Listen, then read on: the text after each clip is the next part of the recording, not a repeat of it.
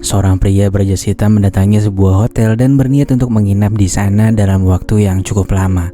Tujuan dari pria bernama John itu adalah untuk mencari ketenangan dari padatnya perkotaan. Lantas dia bertemu dengan manajer hotel yang mengantarnya ke kamarnya. Ketika di dalam, pria itu pun merapikan beberapa benda yang menurutnya salah posisi. Ya, pria itu nampaknya terobsesi dengan kerapihan tingkat tinggi atau perfeksionis. Dia lalu keluar dari kamarnya setelah beristirahat sejenak. John lalu melihat-lihat kolam renang dan ruang biliar. Sebelum beranjak pergi, pria itu tampaknya penasaran karena mendengar suara seseorang yang tengah mengobrol.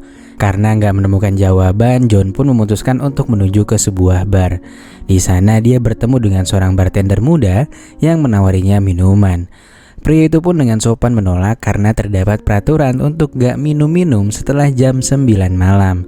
Pada keesokan paginya, John duduk tepat di samping seorang wanita tua di ruang makan untuk sarapan. Dia memegang sebuah buku berwarna merah tua di tangannya dan sesekali melihat sekeliling dengan tatapan penasaran dan juga bingung. Wanita yang duduk di sebelahnya pun mencoba untuk berbicara dengannya. Namun pandangan John malah terpaku dengan seorang wanita yang tengah melakukan olahraga yoga. Wanita bernama Ginny itu pun melihat John yang berada di luar dan menanyakan bagaimana teknik yoganya. Akan tetapi ketika dimintai pendapat, si John malah kabur begitu saja. Tepat setelah itu John memutuskan untuk berenang. Dan setelah beres, pria itu pun kembali membaca bukunya sembari chill di kursi santai. Lantas beberapa saat kemudian Ginny yang tadi lagi yoga juga datang untuk berenang di sana. Dan setelah nyelem-nyelem lucu, Ginny pun duduk di sebelah John. Mereka pun mengobrol sejenak dan si Ginny ini nampaknya lagi cari perhatian cuy sama si John. Lantas beberapa menit kemudian Ginny dijemput oleh kekasihnya. Dan ketika akan pergi, Ginny pun berkata sampai bertemu kembali. Tepat pada pukul 8 malam, John kembali mendatangi bar. Ketika bartender itu menawarinya sebat, John pun menyadari kalau di tempat ini dilarang merokok pula. Bartender itu pun bilang kalau peraturan dibuat untuk dilanggar. Pada akhirnya John pun memutuskan untuk melanggar aturan si manajer hotel. Namun ternyata kelihatan banget nih kalau si John baru pertama kali sebat cuy. Lantas bartender itu pun mengajari John bagaimana cara menikmati sebat. Malamnya ketika John sudah siap untuk beristirahat, tiba-tiba aja dia mendengar kamar di sebelahnya yang sedang melaksanakan perpusrengan duniawi. Dan mendengar hal itu, si John pun malah senam 5 jari. Keesokan harinya ketika John menuju ke ruang sarapan, dia melihat bartender yang sedang melihat sebuah kamar. John pun menegurnya dan pria itu kemudian pergi. Namun ketika si bartender pergi, si John malah penasaran cuy. Dan ternyata si nenek dan kakek yang kemarin duduk di sebelahnya itu lagi melaksanakan perpusrengan duniawi tapi yang versi hardcore cuy. John kemudian pergi ke ruang biliar. Di sana dia bertemu dengan seorang pengusaha yang langsung mengajaknya main bareng. Saat mereka berbincang, John bertanya apakah dia memperhatikan sesuatu yang gak biasa dengan hotel ini. Pria itu pun mengiyakannya, namun dia gak terlalu memikirkannya. Lantas pria itu pun memberinya sebuah tablet dan mengatakan kalau ini akan membantu John berhenti berpikir yang enggak-enggak. Pengusaha itu juga mengatakan kalau John suka dengan obat ini, dia akan memberinya sebanyak yang John mau asalkan dia bisa membantunya menemukan kunci yang hilang. Dan cluenya ada di antara si keluarga manajer hotel ini. Lantas ketika akan kembali ke kamarnya, dia pun bertemu dengan seorang pelayan. Ketika tengah membantu mengambil barang yang jatuh, John bertanya kenapa dia bisa bekerja di sini. Pelayan itu nggak menjawab dan langsung pergi dari sana. Lantas di malam harinya, manajer hotel menampilkan hiburan untuk para tamu yang tengah dinner di hotel itu.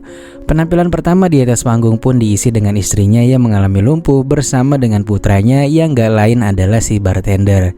Bartender itu pun ngelawak dengan menceritakan beberapa hal tentang ibunya. Semua orang di ruangan itu pun tertawa kecuali si John yang menganggap bahwa lelucon itu gak lucu. Lantas yang kedua tampil adalah si mbak pelayan ini. Dia kemudian menyanyikan sebuah lagu dan setelah itu dia menjadi terharu sampai akhirnya menangis cuy. Setelah beres makan, John akhirnya meminum obat yang diberikan oleh pengusaha tadi. Dan singkatnya, ketika bangun, John benar-benar ngerasa berbeda dari biasanya. Dia juga terlihat lebih bersemangat. Pria itu pun akhirnya menuju ke kamar si pengusaha untuk membantunya mencari kunci, serta mendapatkan lebih banyak obat dari pria yang baru dikenalinya itu. Saat di tengah jalan, pria itu pun melihat istri si manajer hotel. Dan demi obat yang akan dijanjikan, pria itu pun akhirnya mencoba mencari kunci tersebut. Dan ternyata kunci itu berada padanya dan tersimpan di saku celananya. Lantas setelah itu John pun pergi ke kamar si pengusaha, yang mana ternyata di dalamnya juga terdapat si manajer hotel dan mereka tengah bermain remi. Lantas ketika manajer hotel pergi untuk bekerja, John pun memberikan kunci kepada pria itu dan ternyata kuncinya bener cuy. Dan sebagai imbalan, pria itu pun memberikan sebotol penuh obat untuk si John. Pria itu lalu memperkenalkan dirinya yang bernama Daniel. Dia lalu mengajak John untuk lanjut bermain kartu dengannya dan menjanjikan sebotol lagi jika John bisa mengalahkannya. Lalu singkatnya John pun menang dan dia membawa 2 botol itu. Di kolam renang, John bertemu dengan si bartender. Pria itu meminta maaf kalau pertunjukan semalam membuat John kurang berkesan. Dia pun membongkar cerita kalau pertunjukan keluarganya semalam sebenarnya sudah disetting oleh ayahnya atau si manajer hotel. Bahkan ayahnya sendiri yang membuat materi lelucon untuk anaknya itu. Bartender yang diketahui bernama Alex ini pun merasa muak dengan semua pola tingkah ayahnya yang kadang gak masuk akal. Alex pun mengungkapkan agar sebisa mungkin John menjauhi ayahnya itu. Ayahnya telah mengunci mereka semua dan si pelayan itu adalah kakaknya Alex. John yang mendengarnya pun gak bisa berkata apa-apa selain mencerna perkataan Alex. Setelah beres berenang, John pun kembali ke kamarnya. Lalu di malam harinya, bartender memberikan tawaran untuk makan malam dengan keluarganya si Alex. John awalnya ragu menerima tawaran itu. Namun untuk memenuhi rasa penasarannya, John pun akhirnya menerima ajakan tersebut. Kemudian dia bergabung dengan keluarga manajer hotel untuk makan malam. Dia memperhatikan bahwa pelayan yang bernama Ana itu nggak makan bareng dengan mereka, padahal dia anak pertama mereka. Karena penasaran, John pun memberanikan diri untuk bertanya bagaimana sejarah hotel ini. Pria itu menjawab bahwa dulu hotel ini merupakan bangunan yang sangat sepi. Namun dia terus berusaha meningkatkan pelayanan dengan dibantu oleh keluarganya sendiri sampai jadilah seperti ini. Lantas tiba-tiba Alex menyela obrolan mereka sehingga menyulut si manajer hotel untuk berbicara dengan nada bicara yang tinggi. Sempat ingin melerai perdebatan itu, namun John diminta untuk tidak ikut campur dalam masalah ini.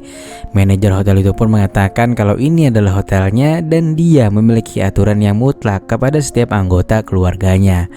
Alex pun terus membantah peraturan sang ayah dan karena mulai merasa gak nyaman, John pun memutuskan untuk pergi dari sana. Beberapa saat kemudian dia mendengar suara seorang wanita yang berteriak.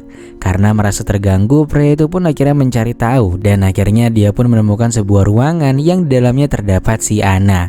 Pria itu pun langsung mengucapkan kalau dia bisa memberi bantuan kalau Ana membutuhkannya keluar dari hotel ini. Namun si Ana malah pergi sembari berkata kalau John gak akan bisa membantunya.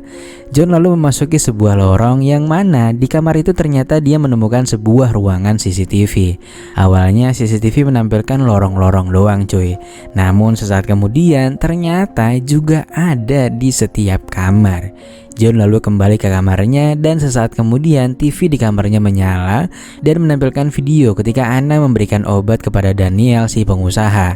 Dia juga melihat Jenny yang berpusreng dengan kekasihnya namun tanpa menunjukkan ekspresi apapun.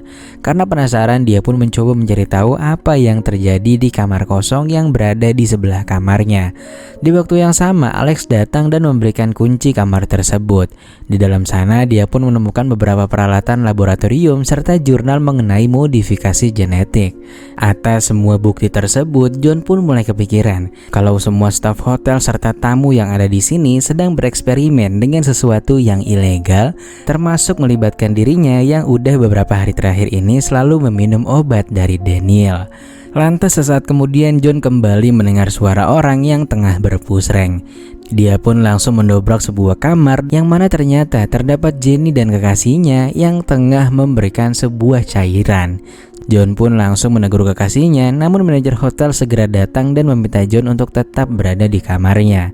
Di sisi lain, Anna yang lagi ada di ruang kontrol kedatangan Alex secara tiba-tiba. Dia pun meminta Anna untuk pergi ke tempat John dan mengajaknya untuk berpusreng dengannya. Tentu awalnya Anna menolak, namun karena semakin didesak, Anna pun akhirnya menurutinya. Anna kemudian mendatangi kamar John tanpa berkata apapun dan Anna langsung menyuguhkan balon kembarnya. Pria itu langsung tahu kalau Anna sedang dalam keadaan terdesak. Dia pun langsung mengajaknya untuk pergi dari hotel itu. Alex yang sedari tadi melihat pergerakan mereka memberitahu tamu lain untuk menghentikan John dan juga Anna. Reaksi mereka pun menunjukkan kalau mereka telah dikendalikan oleh semacam komputer. Di sini mereka yang hampir saja bisa keluar dari hotel malah tiba-tiba kesandung dan di waktu yang sama John mengalami sakit pada bagian dadanya. Lantas tiba-tiba di depan mereka sudah ada Alex di sana. Dan seketika itu juga John pun jadi nggak sadarkan diri. Lantas beberapa saat kemudian John terbangun dari pingsannya. Dan gak jauh dari sana terdapat pula Anna yang sudah dalam keadaan sekarat.